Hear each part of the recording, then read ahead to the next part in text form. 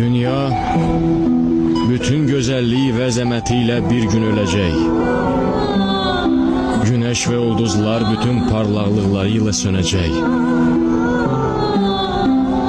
Dağlar bütün ucalıq və qürurları ilə birgə çökəcəklər. Dəryaların suyu tutqunlaşaraq qaynayacaq. Meşələrin yaşıllıqları od kürəsinə atılmış dəmir kimi yanıb qızaracaq.